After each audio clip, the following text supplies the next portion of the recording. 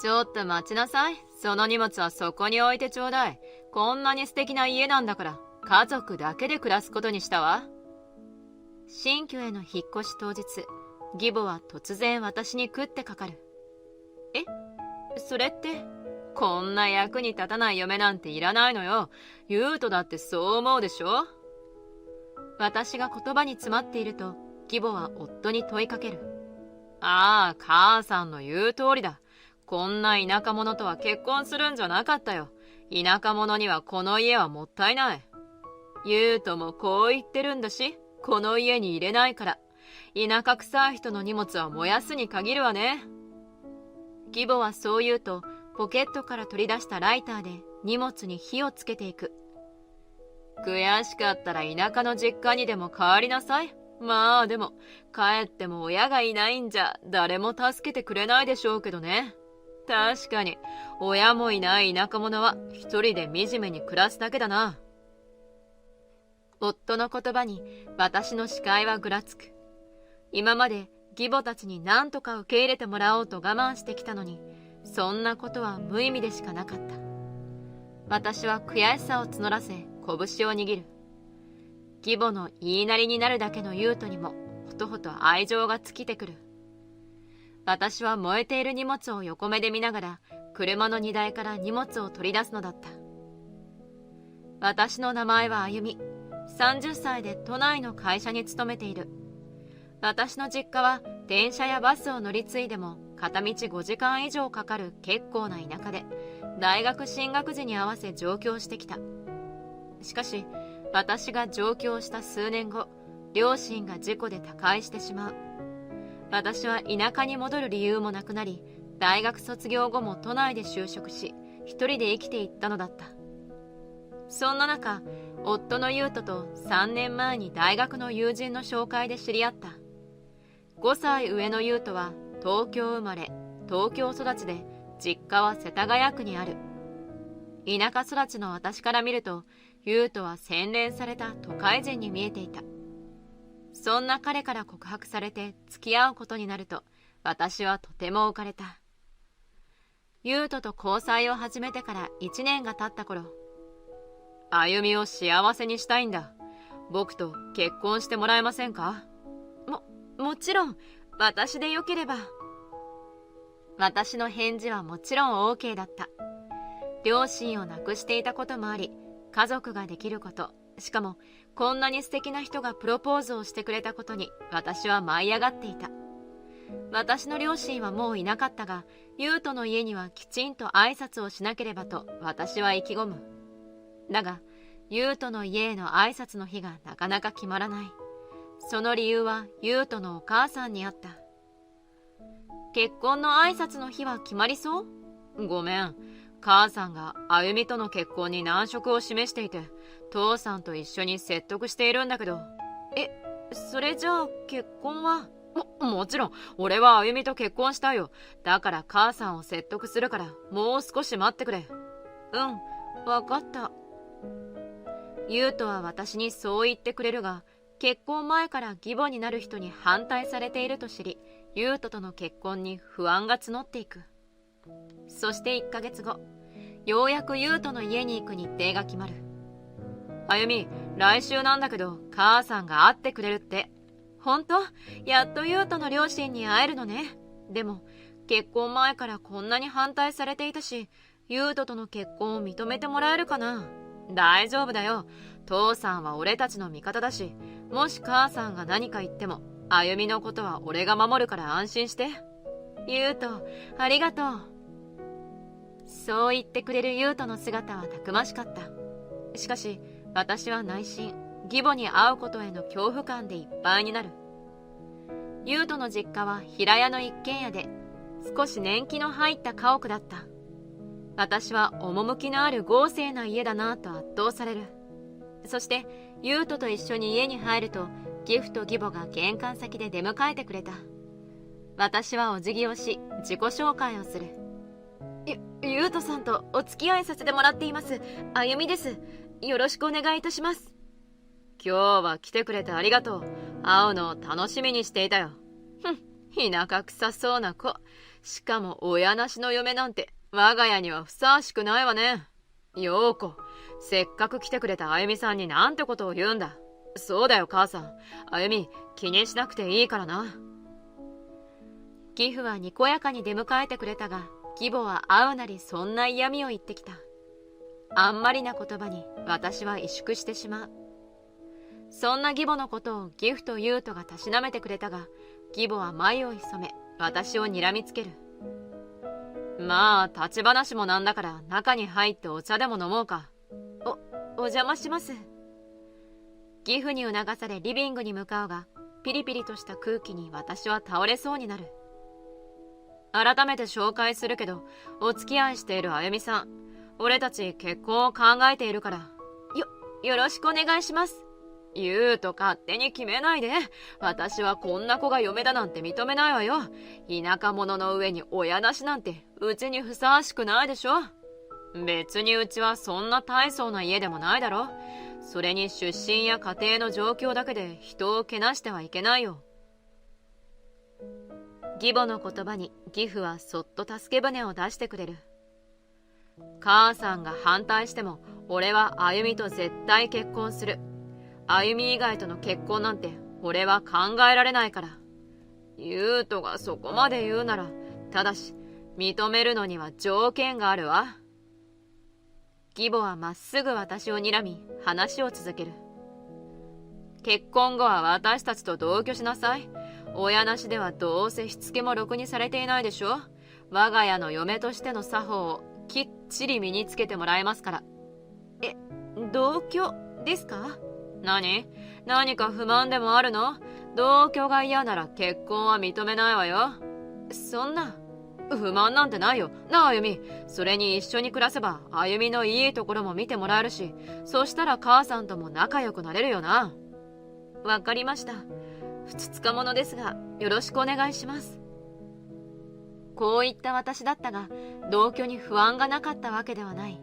しかしこれで結婚を許してもらえるなら同居を受け入れようと私は覚悟を決めるのだった。しかし同居をし始めると義母と仲良くなるどころかどんどん溝が深まっていく。あゆみさん、もっと夕ご飯は早く用意してくれる？私お腹が空いているんだけど。すみません、すぐに作ります。本当にどんくさい嫁ね。親なしの嫁なんて使えなくて本当に困るわよ。あとお風呂掃除もちゃんとやるのよ。はい。私は結婚前と変わらず働いていたが、専業主婦である義母は家事をすべて押し付けてくる。義母は家事を手伝ってくれるどころか、昼間は買い物や友人とのお茶会に出かけるというありさまだった。私は朝は家族の誰よりも早く起きて、夜は深夜の2時を過ぎてから眠るという生活が続いていく。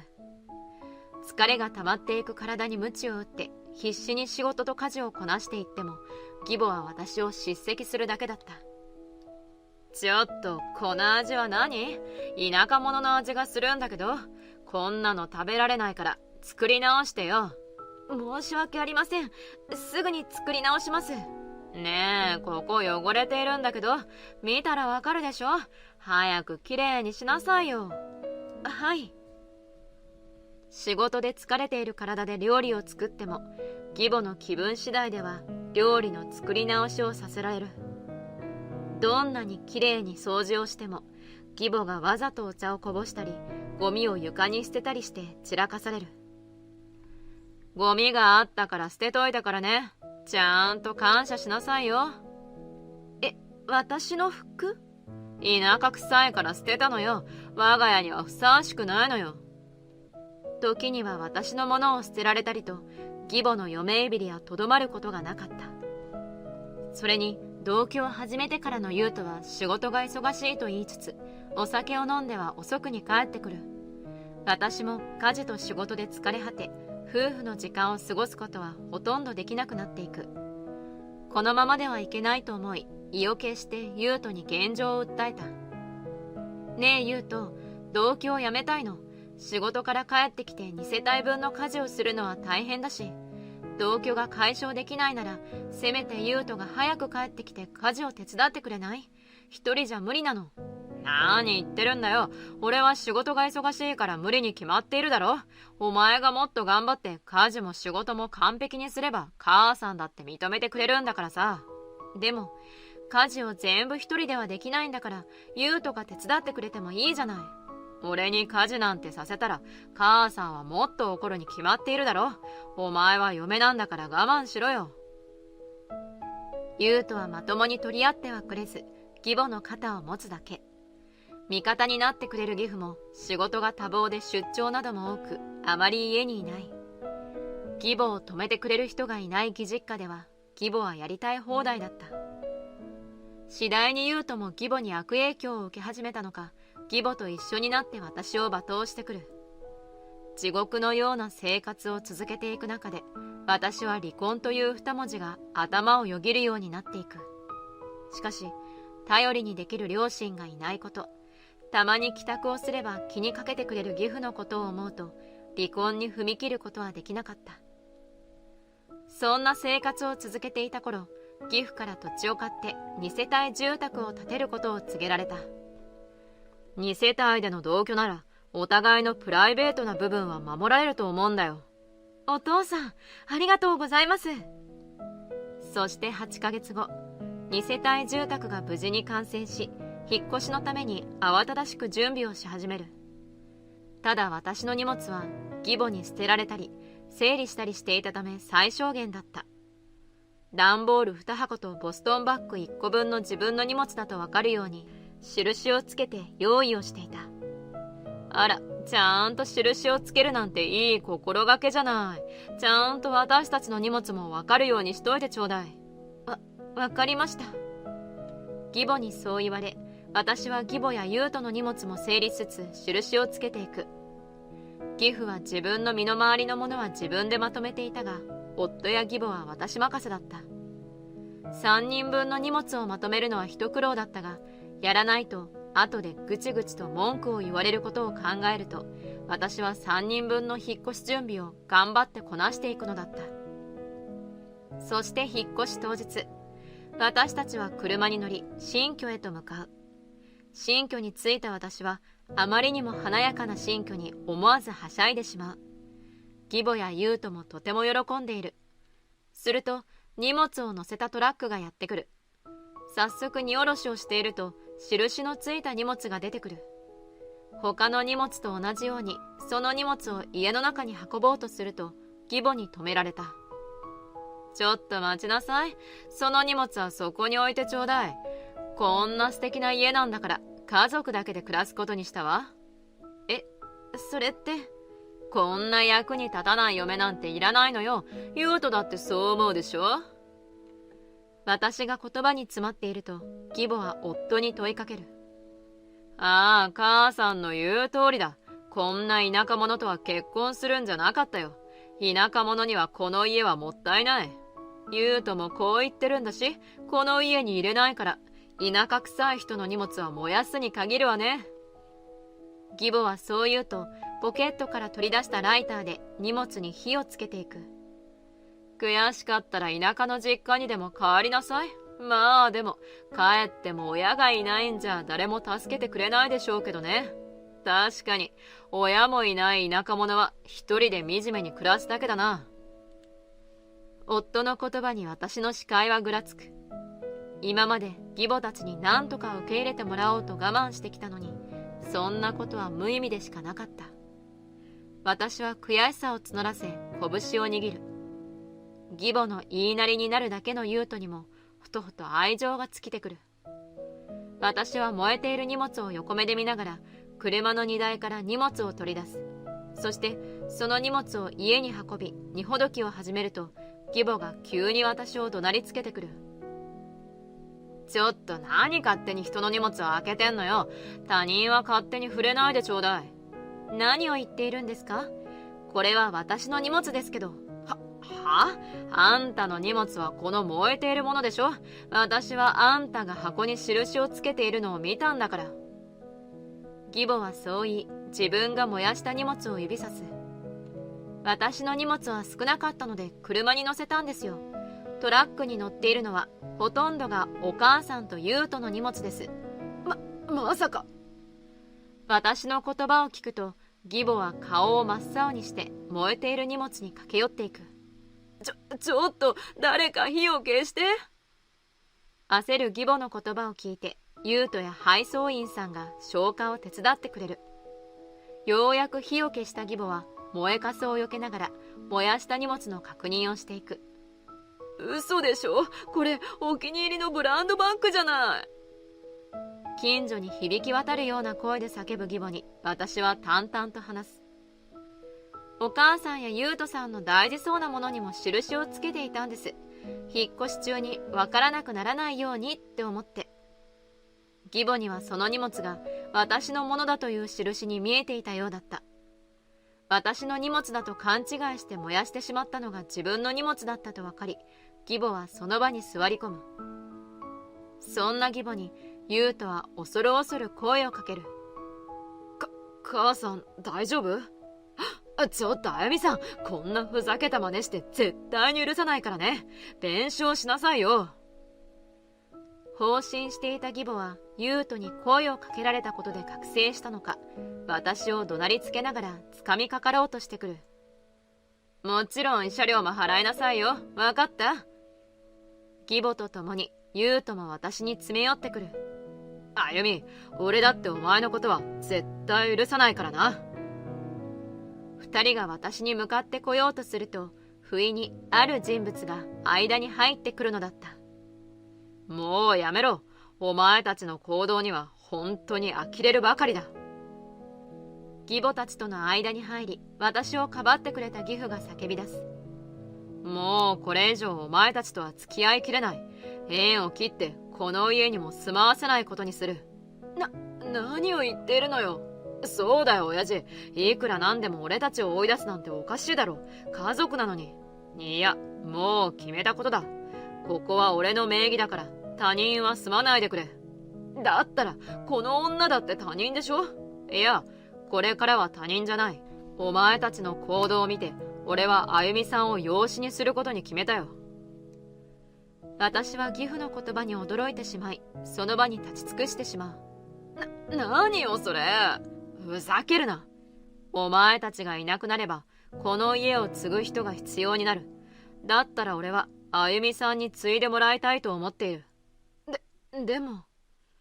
思わず私が声をかけると、義父は私の方に向き直る。頼む、そうさせてくれ。今までまともにかばいきれなかったことへのせめて物を詫びだ。そう義父は言ってくれるが、納得のいかない義母と優斗はさらにわめき出す。そんなの納得できるわけないだろ。こんな田舎者に後を継がせるなんてありえないわ。うるさい。義父の叫び声がその場にこだまし、義母と優斗は目を見開く。これ以上この家に居座るつもりなら警察を呼ぶからな。義父のその一言を聞いた義母と優斗は仕方なく家を出ていくのだった。その後、義父に紹介してもらった弁護士さんに依頼をし、優斗との離婚話を進めることになった。義父も義母との離婚調停を進めていく。